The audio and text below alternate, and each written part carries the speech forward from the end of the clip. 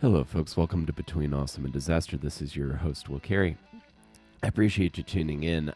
As always, thank you for being here. I'll keep this brief. I apologize for the tone of my voice. I'm getting a little sick. This Thursday evening when I'm recording this, I started coming down with like a just flu-ish kind of feeling. So I hope it isn't actually the flu. But we'll see. Luckily, before my voice started to go, I was able to record this really great episode with a musician and a comedian, Rob Paravonian, who is a musical comedian. Most people would probably know him for the Pachelbel Rant, which has I think over 15 or 12 million views on YouTube. It was one of the first bits of musical comedy I saw other than Stephen Lynch when I was first really getting into the world of comedy back in the the late aughts is what they would be called. And Rob also had this very great series of videos on his YouTube channel called Life as a Comic, where he would kind of talk about his experiences and kind of the practical and business sides of being a comedian. And I would watch those when I had just started stand-up and just trying to get as much information from them as possible. And I think, I think it was a really great conversation. Rob played in bands before he did comedy, and I played in bands before I did comedy, so I felt like we had a lot of common ground, and we got to nerd out about microphones and guitars and things, as well as talking about bands and comedians.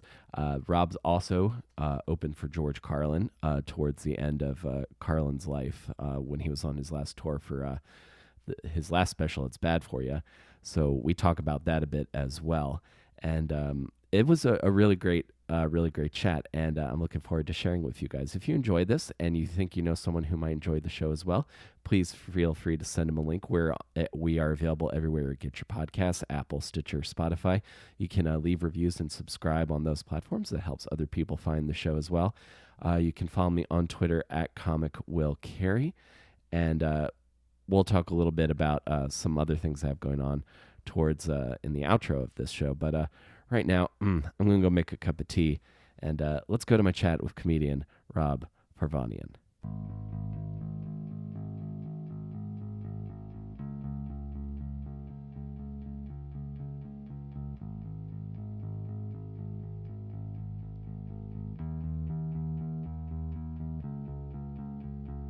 I think there were 7 different brands.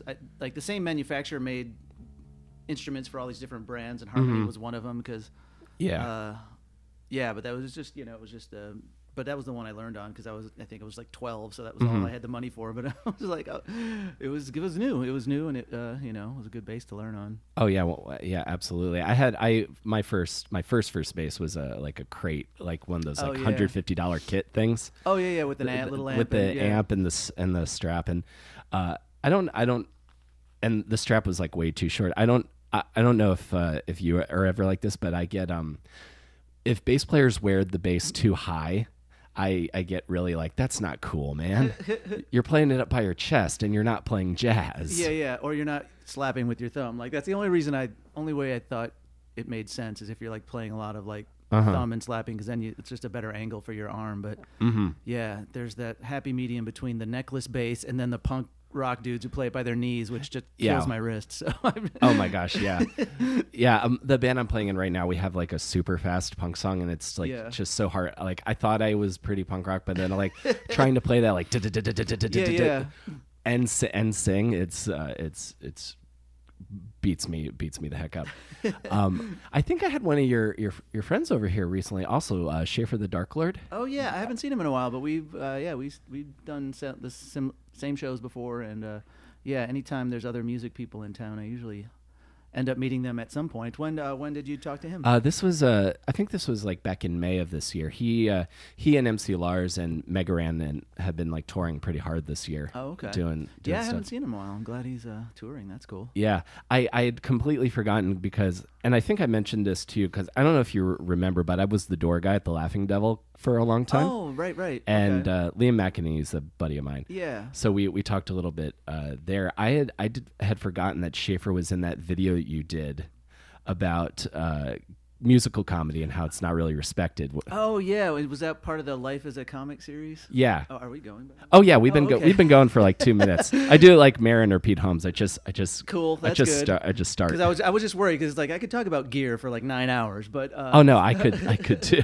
But yeah, so that was a while ago now. What was it like? I think I did that in like 2006 to maybe 2009 or something. But yeah, I did. I have to like rewatch it because it's been a while since I've thought about that series. But I love those videos. Like, thank you. I started doing stand up in 2007. Okay. And in Baltimore, Maryland, and I was like trying to get as much information possible about how to be a comedian. So I was watching those and I'm like, oh, okay, when I get to New York, I'll do this. And cool. Okay. So were they helpful or was my information all wrong by the time you got? I mean, it made sense to me. I learned about like, taking the bullet and stuff like that. And all of and I talked to Ray DeVito, like the crazy amount of miles that you put on your car. That was my favorite episode. Yeah, Ray DeVito and Jesse Joyce and I just got together and talked about our beat to crap road cars because at the time we were all doing the road a lot. Yeah, I don't even have a car anymore. That was the last car I had. So. Oh yeah, and it died shortly after that video, also, right? And I think we did that video in maybe 2007 or 2008. I got rid of my car in 2011, so I did have it for a few more years. It had 338,000 miles on it when I got rid of it. So I think when I did that video, it was at maybe like 260 or 270. But yeah, and I bought it new, so I rolled it off the lot with 4 miles on it. So, but yeah, Ray at the time had done a lot of road work, and Jesse was a road dog at the same time too. I think Jesse writes more now than does. I think so. I think he does lots of. Doesn't he do stuff for the roasts on Comedy Central? Yeah, he writes up for a lot of those, and I don't know if he has a full-time regular writing gig, but I know he gets a lot of those types of gigs. Yeah, so like those videos, I would watch those because like me and all my comedian friends, we all wanted to like do that. We wanted to like put crazy miles on our and drive and just and do tons of road gigs and stuff. It all seemed very glamorous and like that's what it is. And then I talked to Ray, and it was like that is kind of a dead end, dude. It is. It's not. It's act building, and it's really good for the skill of being a comedian. But yeah, career wise, it's not a stepping stone really to anything. And I did mostly college gigs for my road gigs. So those especially aren't career advancing because at least with a club, you can move up from middler to headliner, and then when you headline, you can get recommendations at other clubs, or you build a following. Whereas colleges was the money was good, and it was great to be able to do those kinds of shows. But yeah, that was never. They didn't always have like with clubs on the road, they'll have you do like a radio spot, like a local radio spot to promote the weekend. So you can get fans that way just by being on the radio. Whereas colleges, you can get fans on the campus, but depending on how well the campus activities promote the show, you do shows to like 20 people sometimes. But the upside of that is, they don't quite get mad at you if there's no turnout. Whereas a club owner, if there's no one there, it's your fault. Yeah. Oh my God. Doesn't care if it's a blizzard. It's your fault. 100%. And then just gives me like so much PTSD from like my punk rock days of like, DIY. So if there's no turnout, it's your fault. Yeah. That's the biggest stress for me of being in show business is just like, is anyone going to show up tonight? Yeah, those 10 minutes before showtime, and yeah, especially in New York when you're just like when you're outside QED, like okay, let's give another 5 minutes. yeah. Sorry, Cambry. Yeah, it's I love Cambry is amazing. It's a great that's where I do my monthly show too. I love the spot, but yeah, promoting your own show, producing and promoting your own show is just adds that level of stress to it, which is. Yeah. And then, especially if you're hosting the show, like if you're emceeing your own show, to go straight from that, is anyone showing up stressed, to like being the happy host and welcoming the people to the show. I always looked at it though, like, You know, when you in school, when you had a substitute teacher, like in junior high or high school, and then a lot of people skip class because they found out you have a sub, and then the sub spends like the first 10 minutes bitching about how everyone skipped class. You're like, well, we're the ones who are here. Don't bitch to us. Like, if I knew you were going to complain, then I wouldn't have come either. You know? Yeah. So I kind of have that attitude about, you know, if there's only 5 people there, you know, it's like, I can't give them the attitude that I'm not going to take it out on them for the fact that there's no crowd. They're the ones who came. Exactly. I agree with that completely. Every time I was at the comic strip at like 1:30 in the morning and there's 4 people left, I was like, I'm going to give you 4 people I'm going to do the ace. I'm doing the ace stuff regardless, because again, it's all just part of the craft of putting the skills together of being on stage, I think. Yeah. I was like very focused on and reverent of that process. Excellent. Early on. Yeah, those late night shows. I never did a lot of those. I never did a lot of the clubs. I think partly because of the music, you know, the actual stand-up clubs in New York, and as I might have mentioned way long ago in the video, but they just don't. Some of them just outright say they don't like stand-up, or they don't like guitar comics or musical comics. Even some road clubs have said that. Sure. Too. But yeah, so I've never done those super late spots at some of those clubs where it almost is like it's a challenge between the stage and the audience. You know, it's like they want to leave, but you know, if every comic goes up and like addresses them, it's like it's almost like they're just afraid to get out of there because they know as soon as they stand up, they're going to get a world of crap. Yeah, exactly. It's borderline like hostage crisis at that point. Yeah. Well, let me ask you this: when you were first getting into comedy, I kind of want to trace your origin story, yes, because you're someone who I've been aware of for a long time. The radioactive bite that started the. Yeah. Well, with music stuff specifically, because I always had people ask me, because I was in bands before I did comedy, and people always ask me, well, why don't you do musical comedy? I was like, well, I'm not really funny musically. I'm just sad musically. So was there a time when you thought you were just going to be a straight stand-up, or were you always going to have guitar as part of the act also? I did. From the first year or so that I open mic'd, it was without the guitar, you know, and it was I was in college and I did a contest, and it was, you know, a 5-minute spot, so it was all stand-up. It was about a year and a half maybe into open micing when I first started dragging the guitar in along with me. But the bands that I was in, I would write like quirky songs, and like I would do some parodies. I don't do as many parodies as I used to, and I don't think I'm known for that, but I still do once in a while. My first comedy bits with the guitar were parodies. And so even in the bands that I was in a band, a power pop trio back in Illinois, in Chicago. Nice. The Stepping Stones, look for us on Nothing. And you were playing bass in that. Yeah, which cool. I love playing bass. Well, we were a 4-piece for a while, 2 guitars, bass, drums, and then one of the guitars sort of just wandered off. But I liked, as they're wont to do. Yeah, I liked being in a 3-piece as a bass player because it was, you know, I felt like I actually had an important, you know, I wouldn't get lost in the mix as much.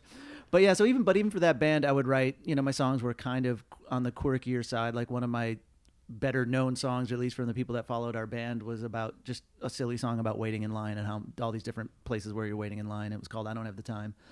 And so like I think that was there, and it was a very natural, I think, connection for me. It was natural to bring the guitar along, and I really did it because I was in college in Los Angeles, and I would go to open mics, and I would wait. You know, you'd wait, 3 hours for your 5-minute spot. So sometimes I would just take my guitar to pass the time, because otherwise just standing around would get really, really monotonous. So, and then and there was one club in particular it was in Encino, California, and it was called at the time it was called the LA Cabaret in Encino. Oh yeah, I've heard of the LA Cabaret. Yeah, so they had an open mic on Sunday nights, and they had the main room, and sometimes you would go and sign up and you wouldn't even get a spot, because like if people came by to do drop-in sets or whatever, the open micers would get bumped and bumped and bumped. So if you had a spot anytime like after 11:30, it was 50-50 whether you're even going to get on stage. But they would also do a lounge show. Like they had a bar that had a very small stage in the bar area, and so the open micers would always, if you were lucky, if you had a good night, you'd get 2 sets, because you could do the lounge show. And so I think it was that lounge show was the first time I brought my guitar to anything, because like I said, I would just bring it along to have something to noodle on. And some of the other comics like, do that on stage. And that actually helped me get a few not quite paying spots. There was a place called the Ice House in Pasadena that would it would be a showcase spot, and you would give out tickets, and for any ticket that came in the door that was yours with your thing on it, you'd get like $1 or something. So I think my first paid spot was like $8 or something. I think because I auditioned for that show as a stand-up, and then I went and auditioned like 6 months later and did a couple of the guitar bits, and the guy I really liked. He was like an old hippie, so like I don't know if he played guitar too, but so it has helped in some instances too. So like but yeah, early on it was when I was still open micing, I brought the guitar along, and it seemed like for me it was a very, I don't know, for me I also felt way more comfortable with the guitar on stage too, so it just felt, you know, Gotcha. like a natural. Yeah, so it's just kind of naturally from the beginning. Yeah, and when I was in the band, I was kind of, I wouldn't say the front man, because both me and the other guitar player, we wrote songs and we would trade off singing, you know, kind of, you know, like bands that have multiple singers. I would say the Beatles, but that's pretentious. So, you know, like the Bangles. And, oh yeah, when you say power pop, that makes total sense to me. It's like Tommy Two Tone. Yeah, well, yeah, we were big Cheap Trick fans, and at the time there was a band called Material Issue out of Illinois that was like sort of in the years where everyone was doing either hair metal or grunge. Material Issue was doing like Cheap Trick style power pop, and that was like our jam. But even when the band would play, I would be the one who engaged the audience more, you know. Sure. So I think it just sort of was a natural thing. Yeah. And was your band in L.A. or you're from the Chicago area originally? I grew up in Waukegan, Illinois, and actually both my bandmates are from Waukegan. I went to high school with one of them, and the other one grew up in Waukegan but went to the Catholic high school that was in the next town over. And Waukegan is right, it's on Lake Michigan. It's, as we used to joke, our reference was based on an obscure sketch from SNL that Sting was in, but it was about a bleak northern industrial town. So we would joke that Waukegan, Illinois was our bleak northern industrial town. It's on Lake Michigan. It's one of those sort of post-industrial towns, and it's right in between Chicago and Milwaukee. So we would play in Milwaukee sometimes, and we play in Chicago sometimes. There, you know, we never really went on the road too much, but yeah, that was our extent. The I-94 corridor. I'm picturing that your town is the kind of town that you'd film like a black and white Heartland rock music video. Oh, totally. It'd be great for that. Yeah. It would. Yeah. It's you know, it's like a lot of those Great Lakes towns where the factories closed and are not quite all gone yet. You know, there's still like some remnants of it. So like a tiny little Detroit. Yeah.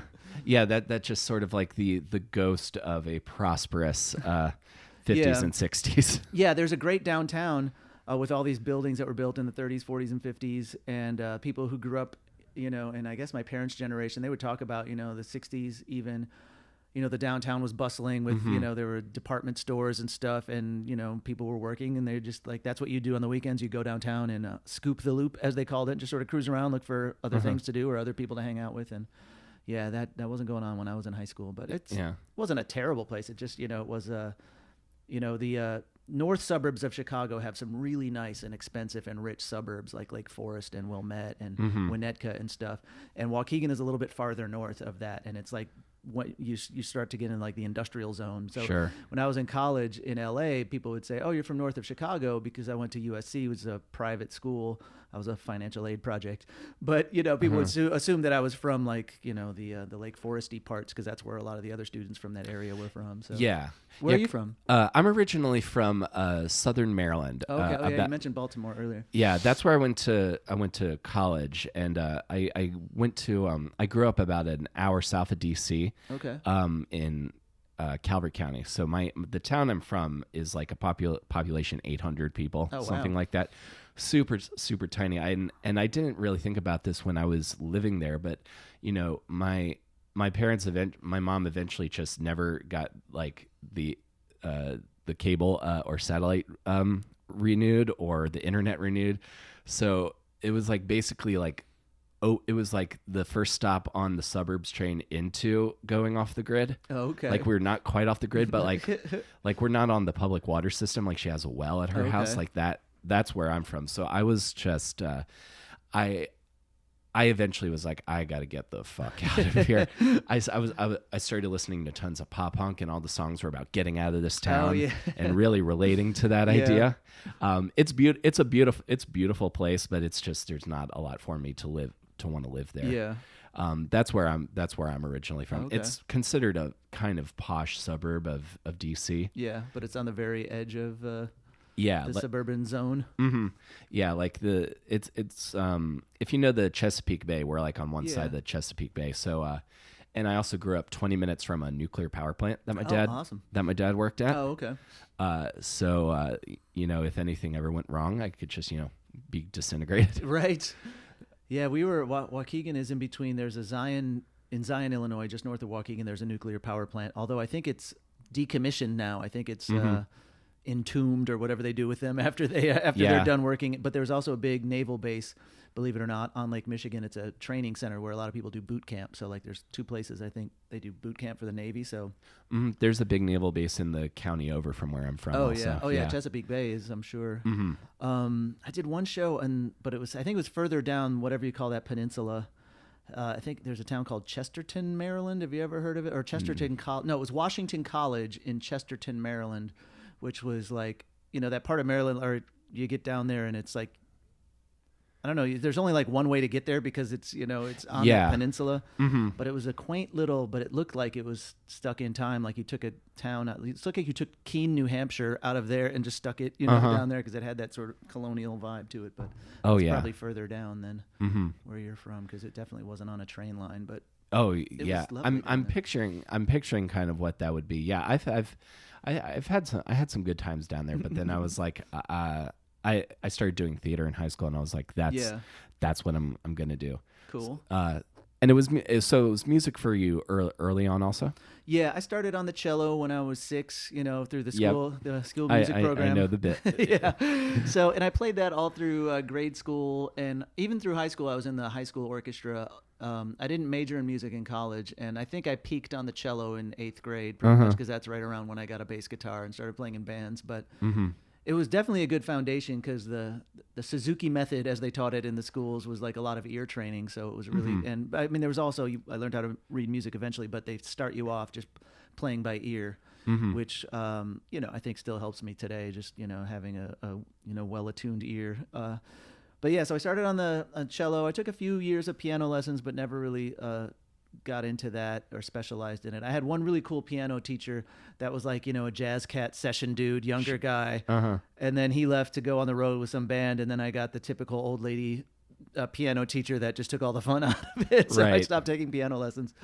But then, I picked up bass guitar, and then I started playing guitar in high school just to help with writing songs because I think it was easier to write songs with guitar than it was on bass. But I still liked playing bass in the bands that I was in. Oh yeah, I've always enjoyed hearing like the bass in songs. That's why like when I write songs now, or even when I play guitar, I have a very I dial in a lot of mid range and not a ton of bass because I like when the bass cuts through the mix and you want to hear it. Yeah, like like Rancid, they leave a lot of room for Matt Freeman to be heard. Yeah, and back when I was in college, Jane's Addiction I liked them a lot because they had they had a very good bottom end. It was Yeah, and I'm still like when I do demos and stuff, I'm very I'm most prideful about my bass parts when I do like recordings and music, demos and stuff. I don't do any time correction because you can really adjust things after the fact now with the recording software, which is great for a lot of other things, but with bass, it's like, no, I'm not gonna use flex time. I'm gonna actually, I'm gonna just punch in and get this passage right, and no one else cares. But it's just for me, it's like I'm super prideful about my bass parts. Oh my god, same way. It's like, no, I don't know how to program drum samples, or I'm not into like sample replacement, and so I have like my little MIDI controller, and I just kind of like play along to the guitar on the little pads. Cool. Which is there's probably smarter ways to do it, but it works. It works for what I needed to do. Yeah. And you went to college in Los Angeles. I did. That's where I started stand up. Was a contest on campus. Oh yeah. Oh really? Yeah. It was. Yeah. I never even really thought about doing stand up until I saw there was someone handing out flyers for the contest that night. And they said, it was a student stand-up contest tonight. And I'm like, student stand? Does that mean students can be in it? And the woman handing out flyers said, yeah. And so I knew, for some reason, I knew immediately that I wanted to do it. But it was like, I didn't have any time to write any material or anything. Sure. So I entered it, and I was terrible. But I don't know. It was eye-opening in that. It's like, oh, I want to do this. So the next year I found out about it ahead of time, like a week ahead of time. And I actually had time to try to write some jokes and bits and whatnot. But yeah, that's, I'm sure I would have found it eventually, but I think I found it a little bit sooner because of that. Because I guess it just never occurred to me. Even though when I wrote for the high school paper, I was trying to do humor pieces, and I look back at the stuff that I was writing at the time. It sounds like stand up when I read it now. So I don't know why it wasn't obvious to me, but it wasn't. Yeah. I guess I didn't know anyone else did it. I guess or just no one around me tried it, so I just never saw it. Oh yeah, like I didn't know there was a stand up scene in Baltimore until I just came across again, a flyer for the one open mic Oh yeah. that happened at the time. And then I went, I had a couple of like very Mitch Hedberg-esque one-liners, and people laughed, and I was like, ooh, I like this. Yeah, yeah, that's cool. And then was it at a comedy club or was it at like a cafe or something? It was at a sports bar. Oh, okay. And starting at starting comedy at a sports bar in Baltimore can be tough during football season. Oh, I bet. Because they will not turn the Ravens game off. Yeah. So you're performing comedy while the Ravens are either doing great, which is fine, and you're a minor annoyance, or if they're doing bad, then you're just compounding. They take out all of their anger and vengeance on you. Yeah. Exactly. And then did you continue doing like starting stand-up in Los Angeles? Because I've talked to people that say starting in New York. Starting stand-up in New York is really hard. I can imagine starting in LA is difficult also. Yeah, I think I did it for about 2.5 years, and then when I graduated, I moved back to Chicago right away. So I didn't really entertain any thoughts of staying in LA after graduation for a couple of reasons. Mostly is my band at the time that was my most serious endeavor was based in Chicago, so I wanted to come back for that. And I also just I looked at what, I knew I'd be a struggling artist, either as a musician or writer or whatever. Mm-hmm. And I just saw the prospects of what I would have to do to be a struggling artist in LA. And it just involved being in my car like 3 hours a day. Cause even, in college, I could avoid Los Angeles if I wanted to, cause I could just stay on campus and do stuff around campus. But, when we had like I had a college band that I played in just to have a band during the school year to perform with. And when we would have gigs, I remember we had one out in like, not even that far. I think it was only like 15 miles east of LA, like along I-10, but just with traffic and whatnot, we have to leave at like 3:30 in the afternoon to get out before traffic. Cause if we left at like 6, we wouldn't get there till 10 or something. Mm-hmm. And then the thought of like trying to be a temp and like going to an office gig or a temp gig or a bartending gig or whatever kind of gig I could get as a starving artist, and then trying to do stand up, I just felt like I'd be in my car all the time. And I liked the vibe. Like Chicago has trains and buses, and it's more of a centralized, more of a city. And I liked the city. I guess the logistics of a city I felt was better for being a starving artist. Mm-hmm. I agree. Yeah, so I'm glad I started there in one sense, in that there were, like, when I decided I was going to go start doing open mics, there were a lot to choose from. There were a lot of cafes and bars, and even the comedy clubs, were there.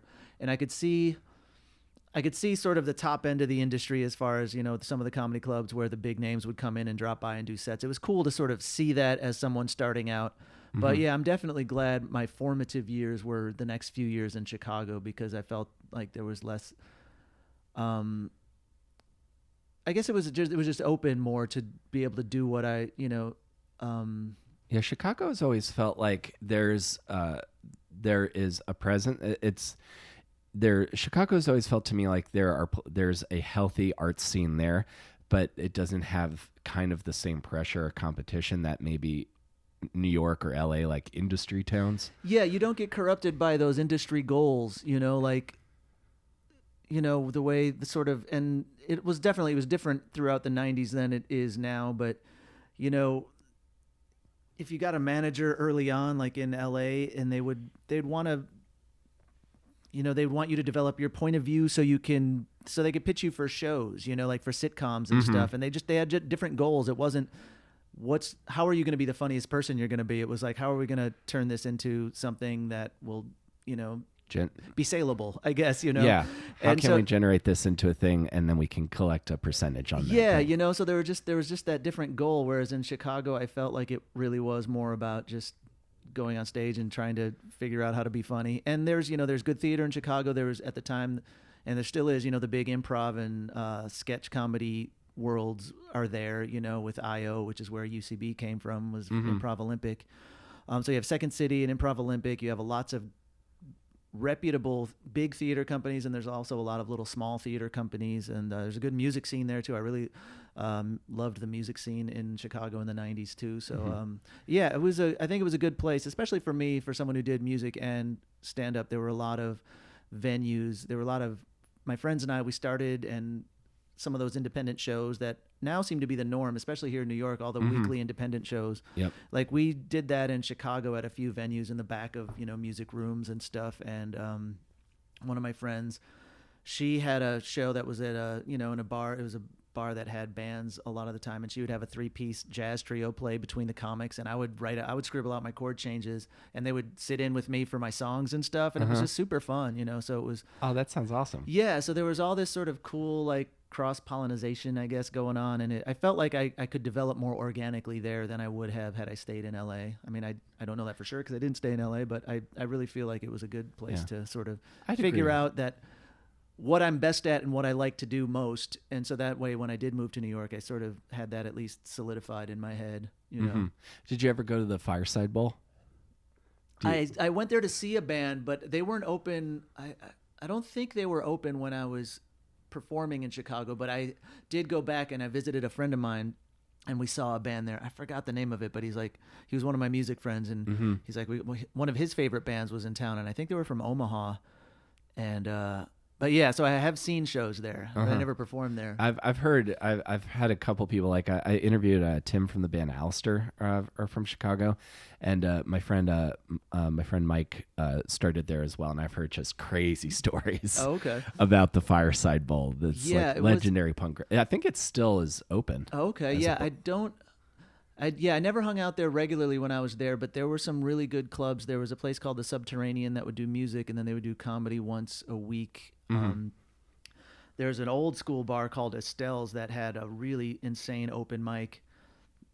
And it was a small bar, and it was a small room for a bar, and the bar was this big sort of horseshoe that took up most of the room, and the stage was actually behind the bar, like behind the bartender. And so, but it was a place where there were like a lot of singer-songwriters would go, and it was open till 4. Like Chicago has bars that are either open till 2 or 4 a.m. and on Saturday the 4 a.m. bars stay open till 5. So there's some like really great late night spots too. What else was there? There's a place called the Empty Bottle. Yeah, there were lots of the little rock clubs were open to having a comedy night, and yeah, it was. That's killer. Yeah, I love the spots like that. I'm like in Baltimore there was the Auto Bar where the small bar where all the cool like bands would come through, or I think it's like a nightclub now, but the Wrecker Theater in Towson was a really big deal. My old band played the Wrecker like a matinee show once, and I felt like a rock star because we had sold like 100 tickets or something, and me and my buddy Leo, who listens to the show a lot, we were just up there like, yeah, this is it, man. That's awesome. Yeah, my favorite show from my band there's this place in Chicago called Metro, which is like it's kind of like Bowery Ballroom equivalent. So it's a place I saw the Smashing Pumpkins there. I saw Cheap Trick there. No, I didn't see Cheap Trick there. I saw Stray Cats there once, and it was a kind of place where national acts would play, but when they weren't giant national acts. But they also did local. They did like 1 or 2 local nights every week, and when we played one of those local nights, it was they even had like Ticketmaster tickets with their name on it, and you got a dressing room with a tub of beer, which just everything felt cool about it. Oh yeah. The Metro, I've seen a couple documentaries about the Smashing Pumpkins, and and Corgan was always talking about like, we wanted to play the Metro. How can we play the Metro? It was for a Chicago band that definitely was. Yeah, it was like the most reputable, coolest. I mean, there were other good venues, but yeah, it seems, I think it's because that's where you did see a lot of cool bands coming up. If you grew up in Chicago, that's where you would see them. But yeah, it was before the Smashing Pumpkins' first album came out.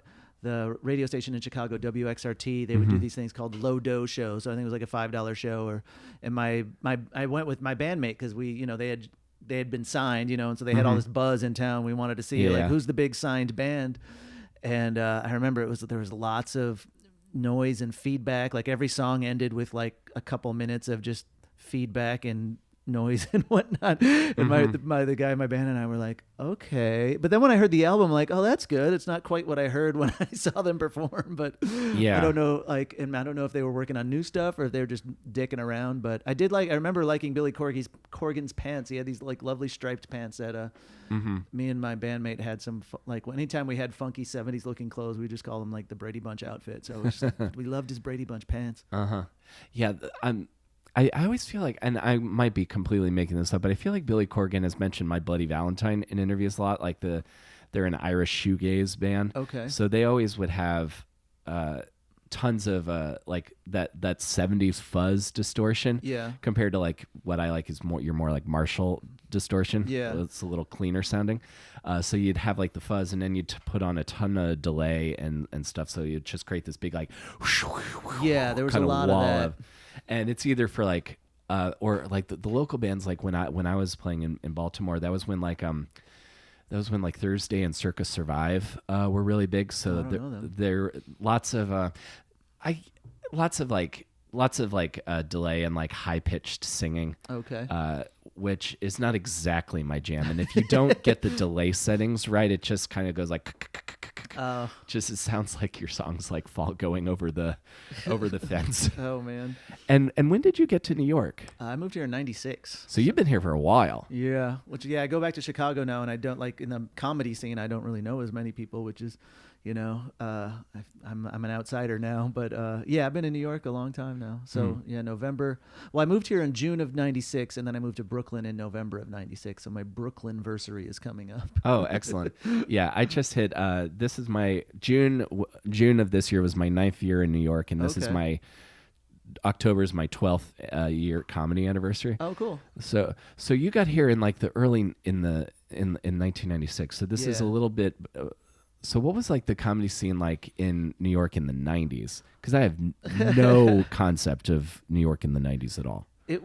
I liked it. There was, I found on the Lower East Side, well, the scene that I got into the most was on the Lower East Side of New York. There were a couple of theaters there. There was one called Surf Reality, which was on Allen Street around Stanton, which is now a yoga studio. It was a black Sounds box. about right. Yeah, it was a black box theater. And then on Ludlow, there was one called Collective Unconscious, which was like a storefront theater. And Surf Reality is the first place I performed in New York. They had a Sunday night open mic. It was run by a guy named Faceboy. I think it was just called Faceboy's Open Mic. But it wasn't necessarily a stand-up open. It was a open stage, open mic. And so you'd have like poets and burlesque acts and singer-songwriters and people, sketch duos, and you'd get a fair amount of stand-ups, but it was pretty much open to anything. And the guy who ran it, this guy Robert Pritchard, he wanted it to be like sort of the new vaudeville. He loved the variety aspect of it, and so they booked variety. When they did house booked shows, it would be a lot of variety stuff. So when I went there and did the funny songs, they really dug it. It was like it was the right audience for me. Whereas I think I went to Stand Up New York also when I first moved here that summer. And, thinking at that point I was like a working road comic. I considered myself a professional, because I was making my living doing it, but that doesn't matter when you move to New York from somewhere else. Yeah, that's what Ray told me. So you were already like, comic was your job when you moved to New York. Yeah, I'd been on the college market for a couple of years, and the spring before I moved here, I did like some insane number of like 60 colleges in like 3 months. And so that's how I made saved up money in order to, move here. So yeah, I felt like, I felt very much like a working professional comedian. But then I went to Stand Up New York just to talk like, because when you go on the road and you meet a new club, you would say, can I do a guest set? I'm in town. And then if they like you, then you get in touch with them next time through. Maybe they'll book you. Or it was a way of saying, they'll put you up, take a look at you for a 5-minute set, and if they liked you, maybe they'd book you. That's not how they do it here. At least at the time, I had never even heard of the concept of the Bringer Show, but that's where I was introduced to it at Stand Up New York, which is probably why I've never liked that club. No, yeah, I don't like the club, but I'm still like, it was my introduction to like what the New York stand-up scene was like, and it just it still annoys me, those Bringer shows. And yeah, I did.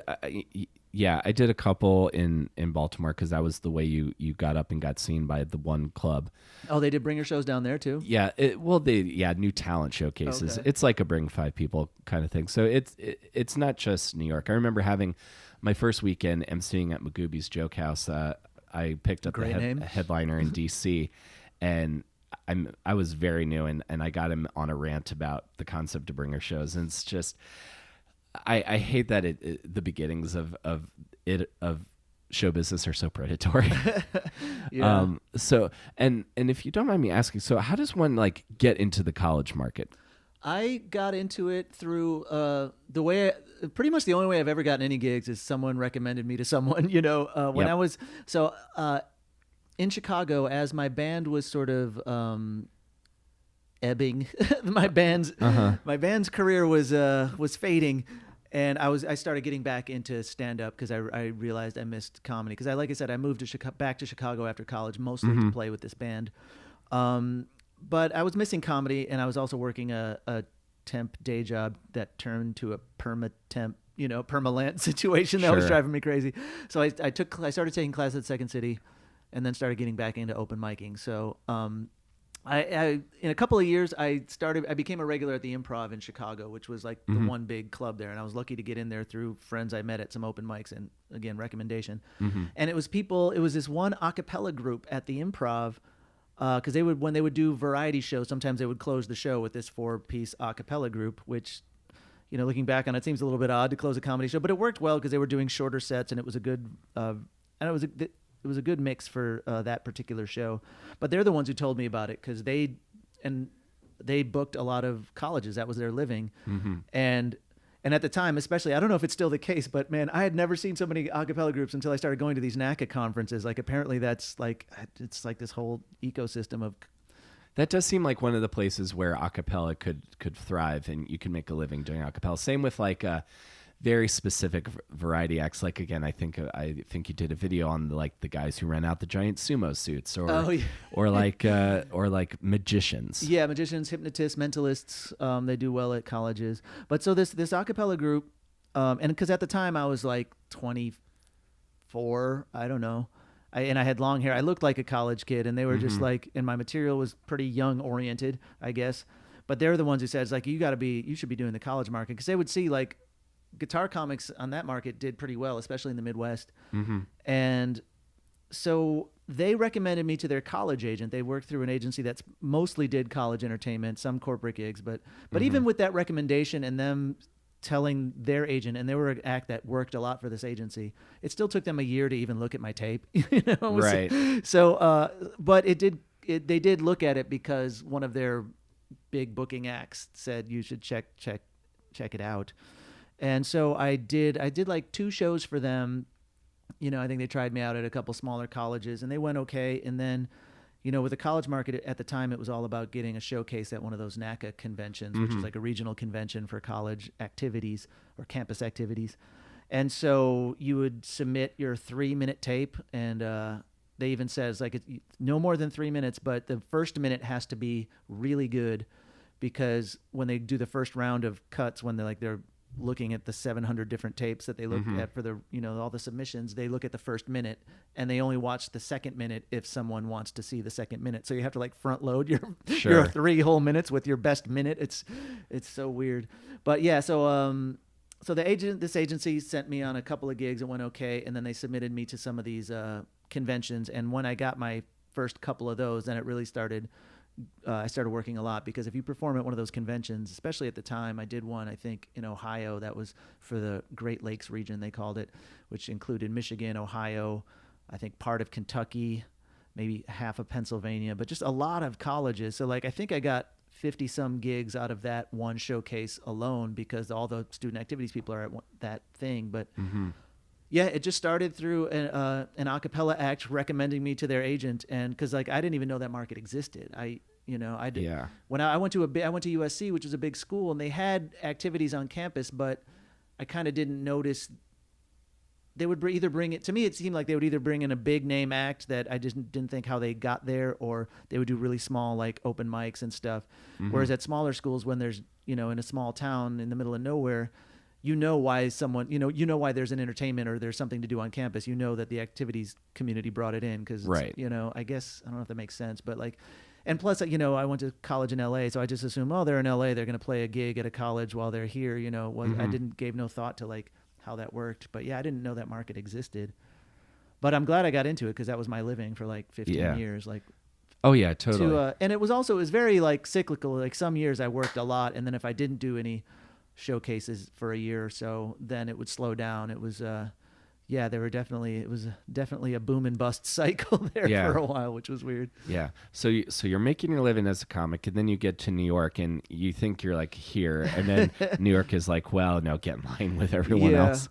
Well, the stand-up clubs were like that, but that's why I love the Lower East Side scene so much, because I fit in so much better with the places that were doing sketch and improv and poetry and just whatever else. And also at the time in New York, one of the big shows was, and it was a Monday night show at Luna Lounge, which was also on Ludlow Street. But people like Mark Maron and Janine Garofalo started it. He started at a bar called Rebar, I think, and then they moved it to Luna Lounge.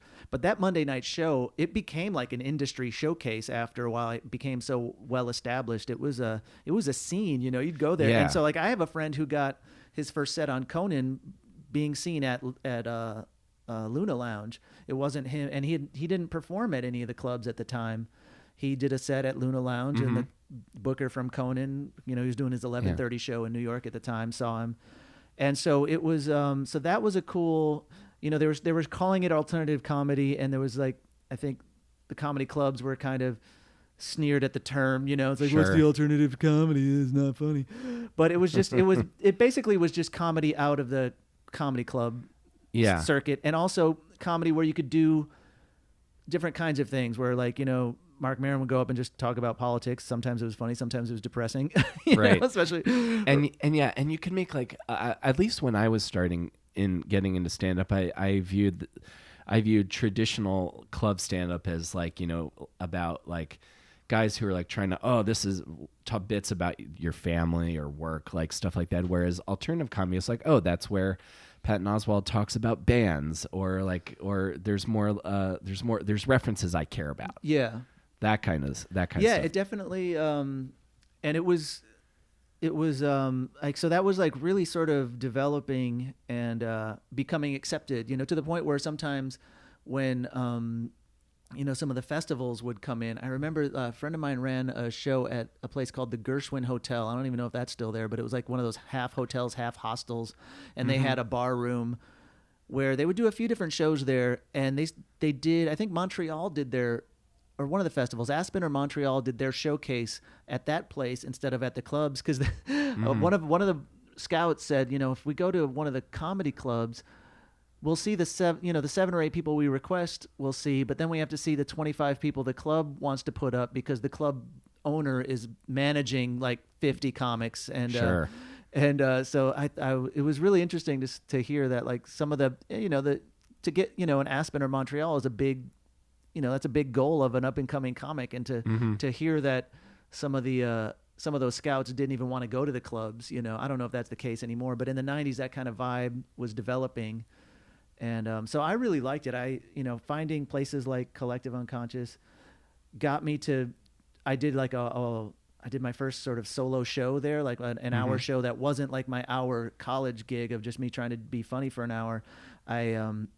I got a slide projector, and I hooked up a foot pedal to it, and I had my friend do drawings for some of my songs. And so I'd play the songs and I would advance the slides. This is before, like, I guess PowerPoint was probably around, but like people didn't use it that much. So this was and I build it as a low-tech multimedia extravaganza. But it was the kind of thing where, like, you could rent out like Wednesdays at 8 at, you know, for like $50 a night. So for the month, it would cost you $200, and then if you sold enough tickets to get your money back, fine. Or if you broke even, it was a win. But yeah, so I did a lot of things I think I wouldn't have otherwise experimented with, because that experimental lab sort of it gives you the place to do that. Yeah, absolutely. And you did Premium Blend a couple times. The first season of Premium Blend, they did 5 episodes of it. I think that was way back in 97. So I was only in New York a year. Oh, and Catch a Rising Star was a big thing for me. So there was I didn't know that was still open when you got here. It was. So it was the historicals, it used to be up on the Upper East Side. When I moved to New York, they had a new location right by FIT. So I guess that's Chelsea. It was on 28th Street, or it was just a near little bit 7th Avenue. Between 7th and 8th. Yeah, I used to work at a Starbucks near there. Oh, okay, yeah. So it was. I know that area. Yeah, it was around. It was on a block that was on the northern end of the FIT few blocks, you know. So, and it didn't get a lot of street or foot traffic, and it was a beautiful club though. It was like, it had a really good kitchen. It was like in the showroom, I think seated maybe 200 people. And they like that, and it was owned by the same guy, Rick Newman, the guy who owned the old school place up on the Upper East Side. Still ran it, and they were doing some variety stuff, because like that alternative scene was like, there was a Thursday night show, I think it was called The Loft or something. I think the Sklar brothers did it. this guy named Dave Juskow maybe was the host, but it was people who did the alternative shows, ran some shows at Catch a Rising Star, and they were the club that was sort of open to it, and they did some music there. It was like they had a better sound system, they had a really nice stage, and it was when they started a late night Friday night show that was called the Big Bad Music Show, and it was just comedy music. So like, do you know the guy Stephen Lynch? He's yeah. So he was a regular on it. I was a regular on it. The Irwin Smalls Trio, which was a duo.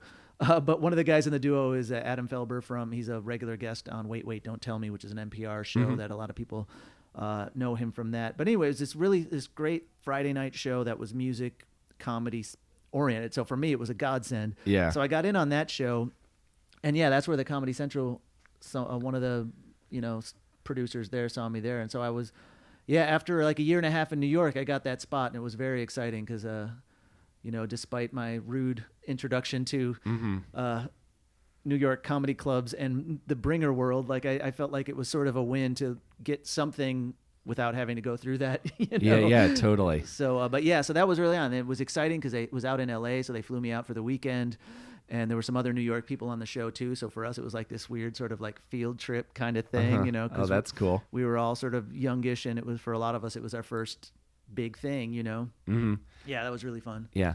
And did that help with like getting into certain places at all, or like with your already burgeoning college market career? Because I remember thinking, and I've been disabused of this notion since, but I remember thinking, oh, once you have a credit, then you should at bare minimum be able to do any bar show in New York City. Yeah, and that's oddly not the case. Right. And I find that so weird. Yeah, it definitely helped. It helped just like resume wise and status wise. It wasn't like a golden ticket or anything, but it definitely helped. And the video itself helped with the just on the reel. It looked cool to have like a slickly produced multicam thing. And was the Pachelbel Rant had you been doing the Pachelbel Rant before you did Premium Brand? Because that video, I saw that video everywhere. Did that had you been doing that at that time, or did that happen later? Well, the first version of the Pachelbel bit I did do at Catch a Rising Star. Yeah. Excuse me.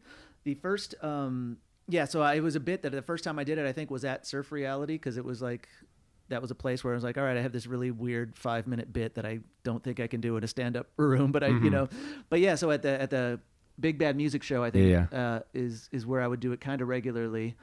And I put out my CD in, I think, 97 or 98. That was a studio CD, but I put that a live version of the Pachelbel thing that was recorded at Catch a Rising Star. At that point, I just called it Pachelbel. And part of it got played on Dr. Demento and stuff. And so like some comedy music fans knew me for that bit, but I had like there was no video of it that was released.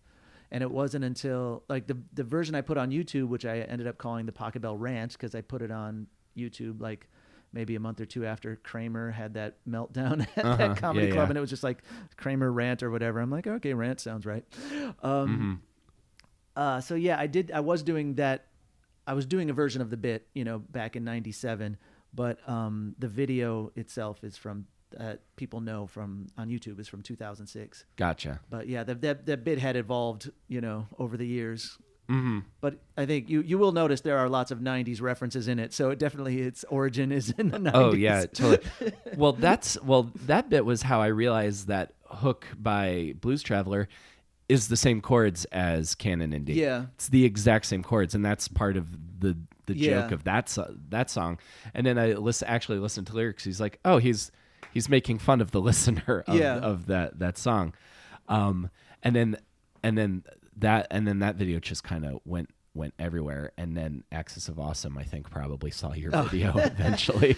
Yeah, I remember when their 4-chord thing first started getting passed around a lot. I forgot who told me about it, but the first person that told me about it, because I hadn't seen it online, said, oh yeah, there's this New Zealander or Australian group that's doing a similar bit. But he said he was the one who when he told me about it, he's like, yeah, but I looked in the comments. There's a lot of people referencing your thing and saying like you were there first or whatever, or it's a different type of bit. I don't know. I could go on if you want. No, I didn't mean to drag that. I was just trying to be. No, but it's funny. definitely something out there which and it depends on what people saw first, like because I even got like an email someone, and there's always online trolls, but someone said someone sent an email, or maybe it was a tweet that's like, oh, you stole this from Axis of Awesome. I'm just like, look at the dates of the things that are posted. It's like, I don't even have to, like, on YouTube's, like, this thing is from 2006. Their earliest one is from, like, yeah, you were so good. You did it before 10. They even did it. Yeah, and like you said, the audio version is from 90, or there's an audio version from 97 or 98. But even if, like, they're still different. Like, mine has a story. Like, I'm telling a story about playing the cello and stuff in it, and theirs is just, here's a bunch of songs with the same chords. So, like, I still feel like, even though they're very similar premises, the execution is pretty different. Yeah, and they can both exist in the same ecosystem. They can have the Southern Hemisphere. Yeah, totally. And they've broken up since. Oh, have they? Yeah. That's a shame. Well, one of them lives in I think he lives in Singapore now, and the main singer Jordan came out as trans, and she's more of a social activist now. Okay. So they're kind of all doing different stuff now. A couple of things I want to ask you about. All right. I want to ask you about opening for George Carlin and what that was like. Yeah. Because Ray told me that, like, when you were opening for Carlin, he would, like, fly to each different gig, and then you would be driving behind in the car. Yeah, so more or less, yeah, he would fly either back to New York if the gig was on the East Coast. He would fly back to New York, so he would stay in one hotel for like 2 weeks as opposed to staying in a different hotel every night. Mm-hmm. And on the West Coast, he would fly back home. I think he lived in Santa Monica or somewhere in one of the West Side towns. Once in a while, he would stay in town. Like I think in El Paso, we stayed in the same hotel, and then maybe in Louisville. But yeah, so he had his travel worked out, mm-hmm. and it was. I would get random gigs. 'Cause I didn't open like a whole tour. He had a regular opening act named Dennis Blair, and mm-hmm. I would fill in the dates that the other guy couldn't do. So I did like 12, I think I did 12 dates for him over the course of maybe a year and a half. So I would do there would be like 2 or 3 in a weekend, and then I wouldn't do another for a few months. So like, mm-hmm. yeah, it was basically, that was part of the deal. It was like, I would get myself to the gigs and stuff. So yeah, there was one, I think it was in Norfolk one night, and then in Jim Thorpe, Pennsylvania the next, and like I don't even know what airport you fly into to get to Jim Thorpe, Pennsylvania, but I had my roadmobile at the time, so I was like, all right, I'll see you guys there tomorrow. And did you watch his set most nights? So if this was like towards the end of his life, so what was he touring at that time? What was his so my first show with him was I did a show August, I think it was 2007. I was scheduled to do shows for him in November of 2007, but there was a last minute dropout where I went up to New Hampshire to do a show. So, but yeah, basically toward the end of 2007, he was working on the material that he did for his last special. So that special that's called It's Bad For You, mm-hmm. that he did on HBO. My first gig with him, he was working on that material. I think he was just starting because he had a table with his notes on it, and he even addressed it at the beginning of the show, which was really super funny because he told the audience straight up, it's like, I'm working on material for a new special, so I got my notes here. Sometimes I might go back. If I want to get a joke just right, I might just go back and read it off the notes and do it again. I hope you don't mind. The way I see it, you're here for me. I'm here for me. Nobody's here for you. And I thought that was a great way of sort of just addressing the fact that I'm going to go to my notes, mm-hmm. And he would get, I think in his rider, he would get a audio recording of each show in case he, riffed something that he wanted to keep. He'd mm-hmm. be able to get back to it. And I think one show even had to go out because the writer specifically said just a cassette tape. So one venue had to go out and get like a cassette deck to hook up to their board because they didn't have one anymore. Sure. But yeah, so I saw him, and it was cool. So I saw him sort of working on that material, and then I think he taped that special maybe in the beginning of 2008 because I know I did some shows with him after the special had aired, and he sort of was touring on that material after it had been sort of solidified and mm-hmm. turned into an hour-long special. So it was really cool to see, to see him work on stuff. It was and it was it was at one point, I don't know if it was him or his manager that said it, but said that he viewed himself more as a writer, and he performed what he wrote, so that mm-hmm. was like he considered writing his main thing. Yeah, I could kind of see that because his pieces, or I always thought Carlin's stuff was very meticulously crafted. Yeah, more like essays. Yeah. Yeah, especially towards the end, like Life is Worth Losing and It's Bad For You. Although I think Life is Worth Losing, people broadly talk about as like being kind of a downer sort of a Yeah, special. But that was one where it seemed like it was a little grumpier than the others, but yeah, but I thought It's Bad For You was funny, and then also had some like the you have no rights. That's a great. I thought that was a great final bit for your final special before you die. Yeah, and it was, there was a lot of material about death in the special too. And so I remember telling people when he was working on the bit or working on that material, because I think people were remembering the previous one that was kind of had sort of a grumpy old man, more of that vibe to it. Mm-hmm. And I remember telling him, it's like, I might just be starstruck, but I think, some of this material is going to be, you're going to like it, because especially the stuff about, having friends, like erasing them out of your address book once they die, and, using your age as an excuse to get out of conversations. These are like good classic bits about where he was at that point in his life, Yeah, it was, and it was just, it was amazing to even, meet the dude, let alone, be able to like. It's like meeting like a face off of the Mount Rushmore of comedy. It'd be like, it's like people always quote Carlin, Pryor, Cosby, not so much anymore. But those are like, you like worked with one of the names that people quote as like, well, this is what stand-up is. Yeah. It was still one of my favorite, experiences as a comic. That's amazing, dude. Yeah. One more thing I want to ask you. This is all just, I'm just gathering information for how I, because the thing I also love about your videos is that you're so great with like not hiding information. Like, oh, these are Nooners. This is my studio set up. Oh yeah. And if I could maybe pitch your next Life as a Comic video, I read on your website looking in anticipation of this that you're doing more cruise ships. That you do cruise ships now. Yeah. Which I know people shit on that, but I just think it's all part of the job of doing the work, which is what we all are trying to do is work. So what has been your experience doing shows on cruise ships? Well, it's still relatively new to me. I did my first one just 2 years ago, and I think I've done about 8 or 9 so far. So, but yeah, I when I first got the offer, I was like, I have to do at least one once just to see what it's like.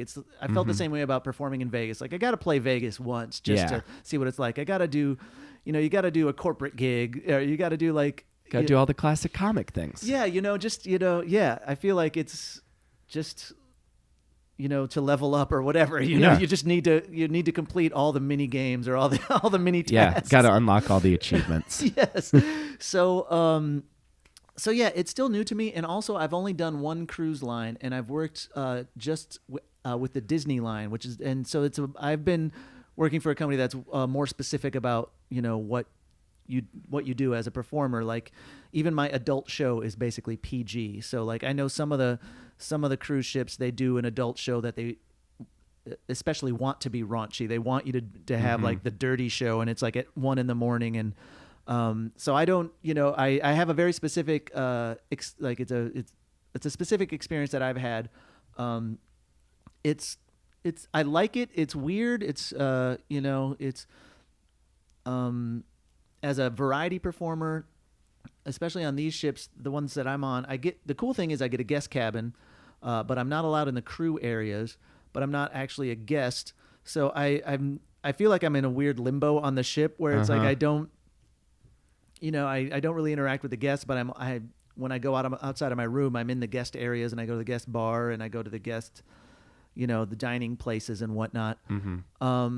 I know some of my friends who've done it. It's happened to me a little bit. It is awkward to live on a ship after you've done a show, because you see the people. It's like if you did a show at a theater and then you had to live in the lobby for 2 days, and just right. people coming in and out, like, I think a lot of comics after the show's over, you either, if you're not selling merch, you either hide in the green room or you go home, Yeah. So it's kind of strange, and especially if, scheduling wise, it can be weird. You can be doing a show at 2 p.m. that nobody goes to. So like the people that go, if it doesn't go well because there's no one there, or if it's kind of dead, I don't know, like they just give you that look like, oh, he played that sad show that nobody was at. I'm like, it's not my fault. No one was there. Yeah, exactly. Like, I get paid the same whether you're there or not.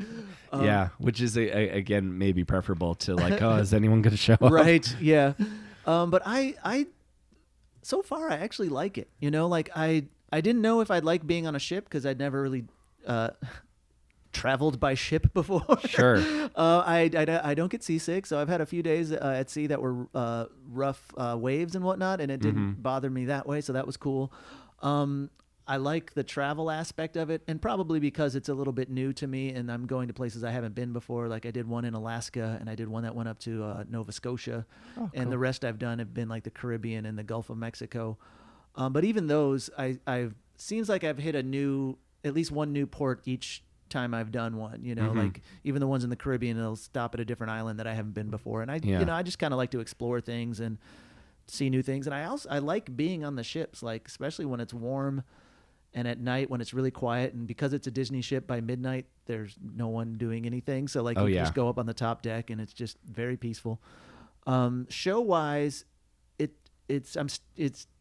I have material that I do just on the ships, you know, especially because I'm doing a family show, which I'm doing a show where there's 3, 4, 5-year-old kids in the crowd. Right. But they specifically don't want it to be a children's show. They want it to be a show that the whole family likes, and that's a tricky needle to thread, you know? Yeah, like, I'd always thought about like, well, doing stand-up for doing like broad all ages stand-up, that's got to be tricky. Yeah, and I mean the music definitely helps. I don't know because I'm in the category. They put me in the category with variety performers, so I'm in the same club venues that the magician, the juggler, the mentalist, ventriloquists are in. But actually, when I was trying to develop material for the family show, when they said they wanted it to be something that the parents liked and the kids could enjoy, and at least keep the kids engaged, I actually thought of Steve Martin was my sort of guiding star, because when I was 10, I loved Steve Martin. I thought he was the funniest guy in the world. But he's not a kid's entertainer. He was an adult comic, but he was just so silly and fun and creative. Like he was one of my first favorite stand-ups when I was a kid, you know? Yeah. So I tried to use that as my sort of example of what kind of energy I could maybe, not that I was doing anything, like him. I don't think my persona on stage is quite like him, but as far as just sort of like using that as an example of the kinds of stuff I can do, is like silly energy and clever enough for the parents to like be mentally engaged, but maybe silly and kooky enough for the kids to just laugh because, hey, it's a funny sounding song, So that, and turns out I've been enjoying doing the family shows more than I expected to. I thought I would like the adult shows because all the parents on these ships are in their 30s and 40s. So like the actual demo is younger than other cruise ships. Like I hear other cruise ships are all like skew way older, Right.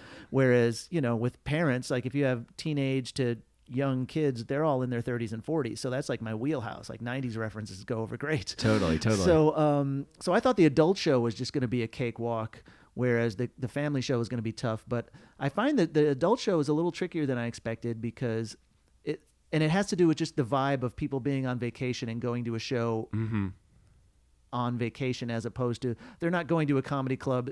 They're not coming to me. I'm coming to them. So it's right. It feels more like a corporate gig, in that when you do a corporate gig, it has to be about them. Sure. They didn't invite you to their dinner to hear your art, like they invited you to their dinner so you could, make them the star of the show, So it took me a little while to sort of get that through my skull, but and I'm also like, it's like, I'm not a crowd work guy, and so like I'm trying to figure out ways to attack that. But I mean, the shows go well, but now that I'm sort of figuring out that vibe, I feel like there's ways I could do it even better. But like I said, the family shows have been a lot of fun, and sometimes the kids are a better audience because they're just, I don't know, they seem to be more engaged, whereas the parents, and also if you're on a cruise with your kids, maybe the parents are just, they're just fried, and they're sitting in a dark room, and they're just happy to have 20 minutes to themselves. So like, I imagine there's a lot of things going on, but I do like it. Like I said, and I like the travel. But it is such a very specific thing as far as audience wise. And also like people come from all over. There's international, people there. So like, sometimes there's a language barrier. I mean, more often than not, it's like Disney. They're at least mostly English speaking, but there are definitely international travelers on the ship. So they'll come to the show, and that's, again, like at least references to pop songs will make sense to them. If not, my intricate and clever wordplay, might not get through. But it's a cool thing. I'm curious myself. I want to try one other, or not try, but if I eventually do another cruise line or a different kind of cruise, I'll be Mm-hmm. curious to see what the differences are just between the different lines. Because, like I said, being that I've only worked Disney cruises so far, they're very specific, and they're an entertainment company, so they're very particular about Yeah. what they want their entertainment to be. I imagine so. They're like a well-oiled machine. Yeah, and then on the upside, their ships are gorgeous. Like the food is good, and they have a movie theater on the ship that plays Marvel and Star Wars and Disney movies, so I catch up on all my movies. I save like $50 every cruise I go on just by seeing like 3 movies. Oh, that's awesome, dude. That's great. Yeah, my goal is when they build that replica of the Titanic, I want to be the first comedian on that. Oh, that'd be cool. Yeah, I think that would be fun. I don't think there wasn't one originally, but No. that'd be my goal. Dude, this has been great. I feel like there's a whole other. If you ever would want to talk to me again, we could just do a whole other hour talking about guitars and bands. Oh, I would man. love to do that. I don't think an hour could contain. Once you get me talking about gear, I'm like, oh, I see you have the Focusrite preamp. I want to ask you all about how you like it. Oh, yes. Oh, well, I like it quite well. It's much better than my analog mixer. It can go right into the computer. Yeah, lovely. And then this like $30 headphone amp. Oh, nice. Makes it feel super professional. Very cool. Yeah, I have my audio interface is a Universal Audio Apollo Twin, and they just announced a new one, and of course I was like clicking on like I can't justify getting another one, but it's gear. Like when I get a like Musician's Friend catalog in the Sure. mail, it's like I imagine it's like what 14-year-old me would have looked at a Victoria's Secret catalog. Exactly. I turn it sideways. Yeah, so let's definitely have another let's get together again and just talk gear. Excellent. I would love to do that, Rob. Thank you so All right, much. cool, man. Good being here. Thanks for having me. Absolutely. Thank you so much.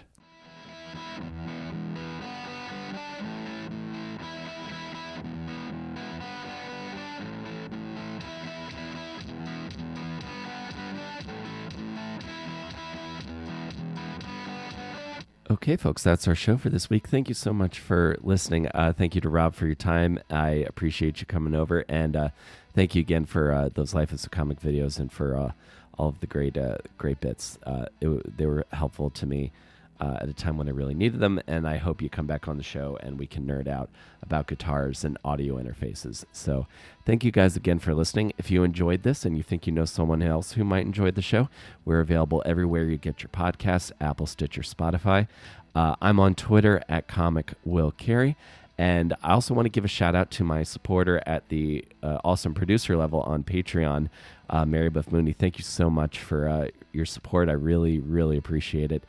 And if you want to possibly check out some of the rewards I have available over at Patreon, everything I post there, I do not post anywhere else. So you would be getting exclusive access to things that I release that I don't put on the main show.